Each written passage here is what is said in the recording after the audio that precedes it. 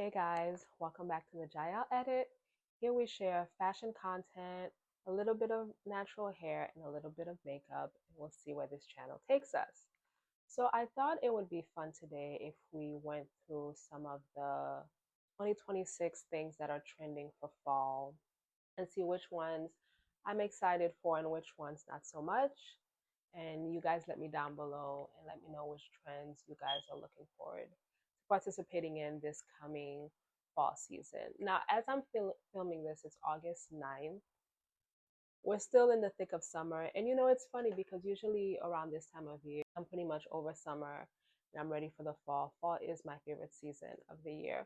But actually, this year, summer hasn't been that bad. The bugs haven't been as annoying as they usually are. And we still have at least a month, I think, of summer. Technically, summer's over on September 20th. I know that as soon as Labor Day is over, we kind of consider it the unofficial start to fall, but we still have a few weeks left of summer. So enjoy it as much as you can. So in the meantime, we'll see what's on the horizon for fall because it is a fun time for dressing. So I'll be looking down. If you see me looking down, I have some notes on my iPad. And a lot of this information I got from Vogue and Who What Wear. So one of the first trends that they talk about at Vogue for the fall is the updated lady. And here it says that the updated lady, the archetype, defines fall 2026 fashion by merging contemporary ease with refined, sophisticated power dressing. Houses like Chanel, Balenciaga, and Givenchy trade rigid corporate suits for softened structures, sloping waists, and tactile luxury that balances authority with grace.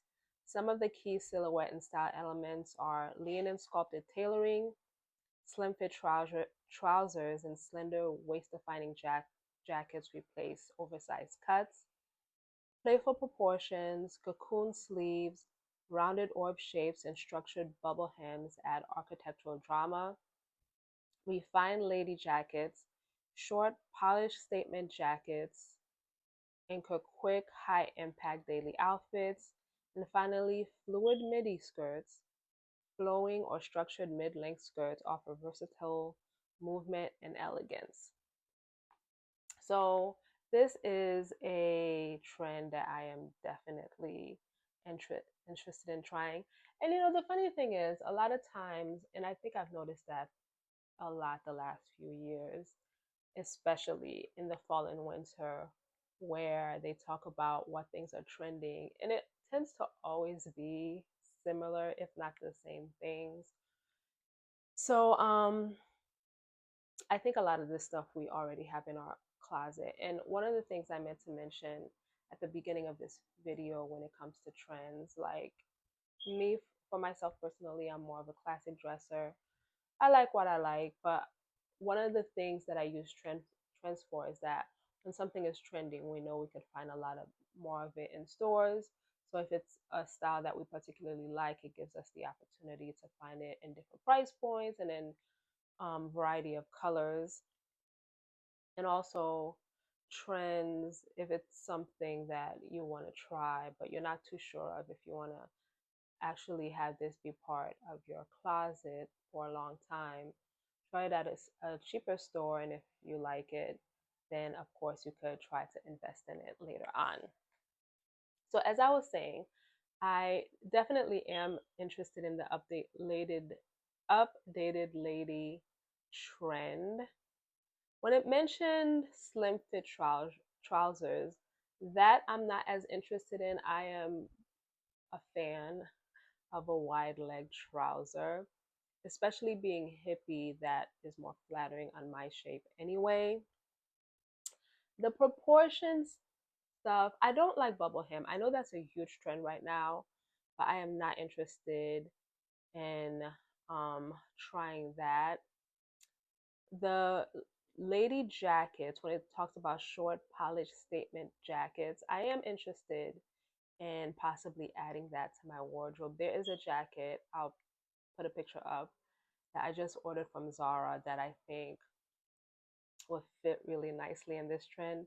What's funny is I'm going to be mentioning that jacket a lot because I feel like it fits a lot in multiple trends that are going to be taking place this fall. And then, of course, the fluid midi skirts. I am a midi skirt gal. I have so many midi skirts already in my closet. So I don't necessarily need to buy one. However, if something piques my interest, I might be tempted to pull the trigger. And for these different things that I just mentioned, I think some places that are great to shop would be, as I mentioned, Zara for that jacket. I saw they have multiple different types of jackets on their website already. There's a meshki suit. You know what? I'll mention the meshki suit later, but brands like Naked Wardrobe, Meshki, and Me and M, I think, would be great and with this trend. So the updated lady is one that I think you guys should keep a lookout for if you have a similar style to me. The next one I think is very closely related to the updated. I can't say that. I'm having such a hard time saying that term. The updated lady. I think the updated lady is more like a macro trend, but within it, a micro trend within the updated lady is the well suited skirt set. Again, this is actually from Who What Wear. They have officially crowned the well suited skirt set as one of the most definitive, versatile, and wearable trends of the fall winter 2026 runway season. Moving away from its historical stuffy reputation, designers are doubling down on coordinated tailoring by remixing classic office structures into highly stylized contemporary silhouettes. This shift forms a cornerstone of the broader updated Lady aesthetic, highlighted by Vogue, which prioritizes sculptural shapes, feminine volume, and relaxed but powerful tailored geometry. So I am interested in adding a skirt suit to my wardrobe. I've had a couple in the past, but they look dated. So I want to see what's out there. There is one suit that I started mentioning before that I saw on Meshki, which I thought is super cute. The only reason I don't think I'm going to pull the trigger on that one is because I have a dress that's that exact same houndstooth print. So, because of that, I thought having both in my wardrobe might be a little too much, but I really think that silhouette is super cute. And some of the places that I think would be great. I think I saw, no, I think I did see a few skirt suits on ASOS, and ASOS we know has been killing the game lately, so I'll keep an eye out on them to see if I could find one as we get closer to the fall and winter. And then I'm gonna keep an eye out on Commence because I do find they have really cute things. So I want to see what they have going on for the fall and winter this year. I bought my first item from them. It's a coordinated set, which I thought was really cute, and then their pricing is not bad at all for what you get. So I think I'll give them a try and see what they have for that trend.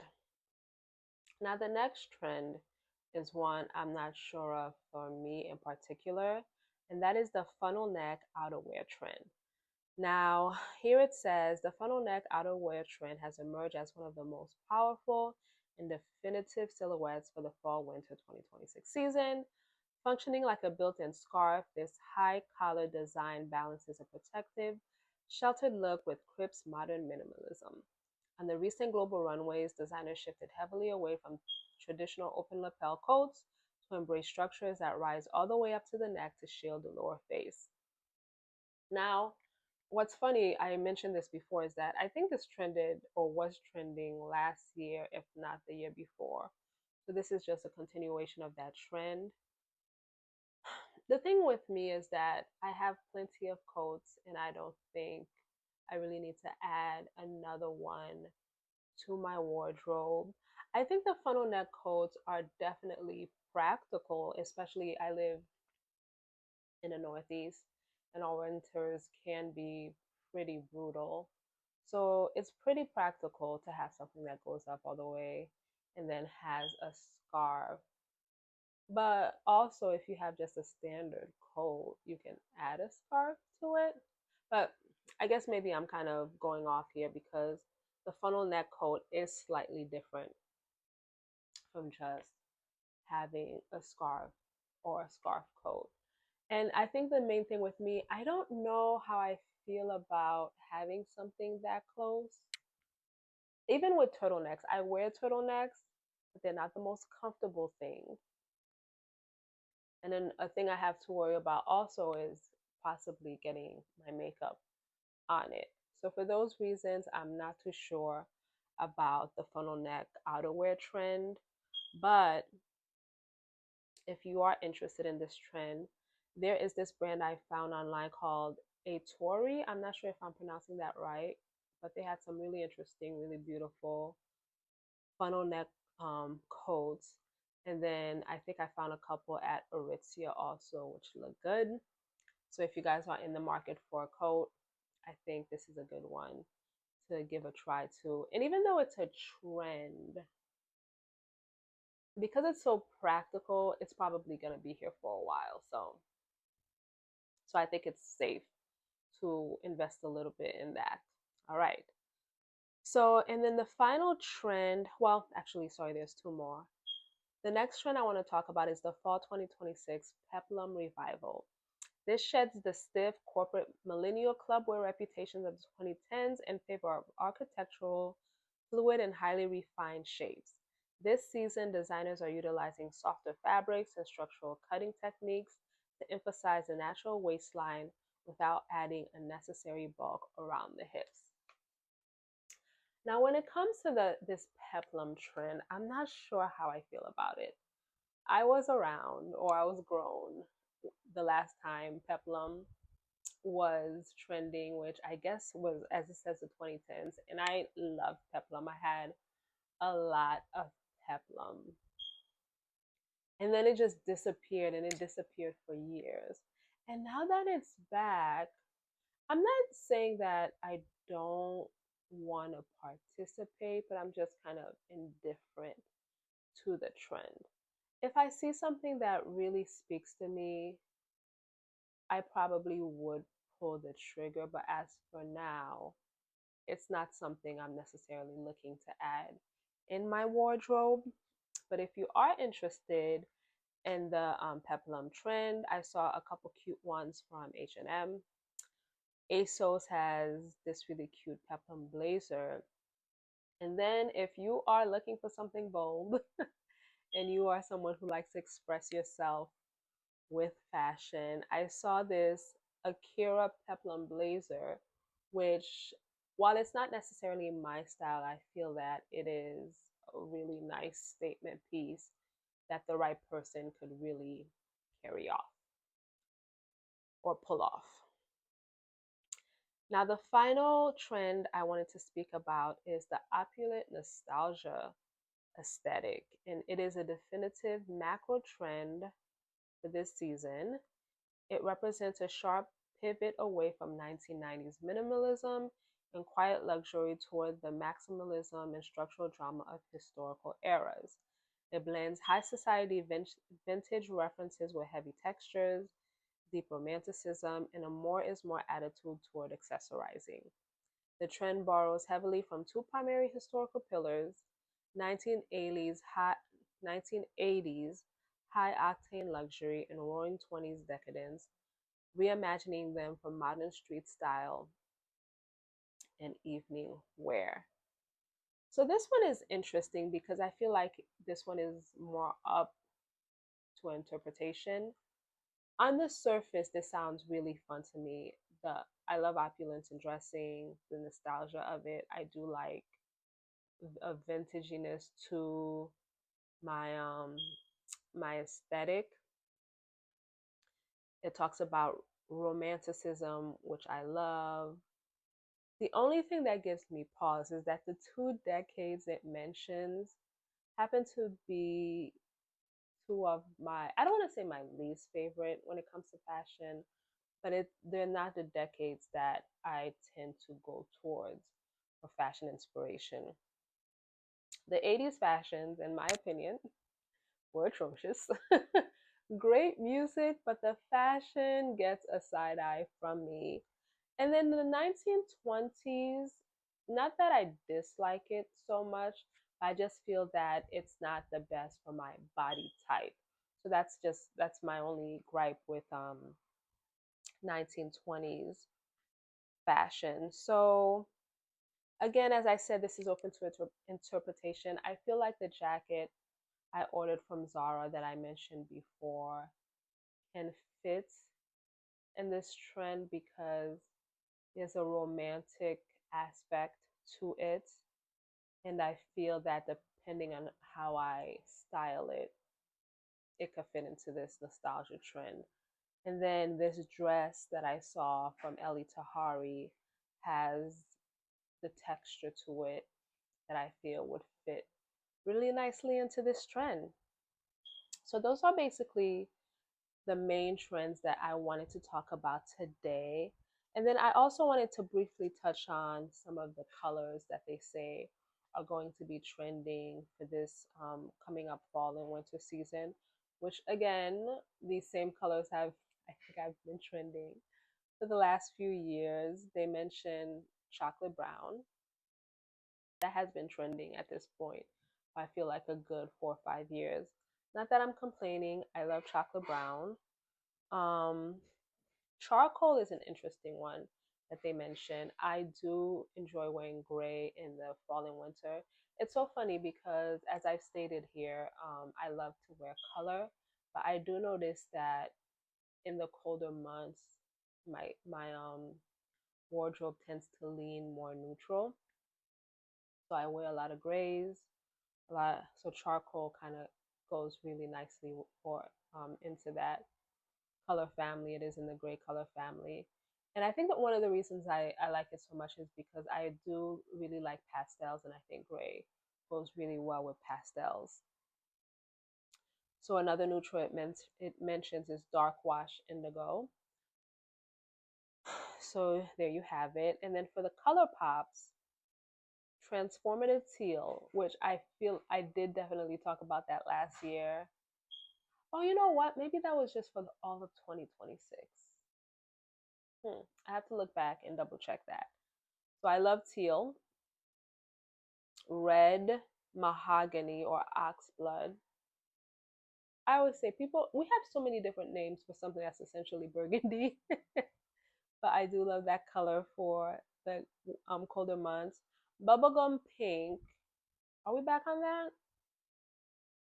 That one is not really for me. And then acacia yellow. I'm not quite sure what shade of yellow that's referring to.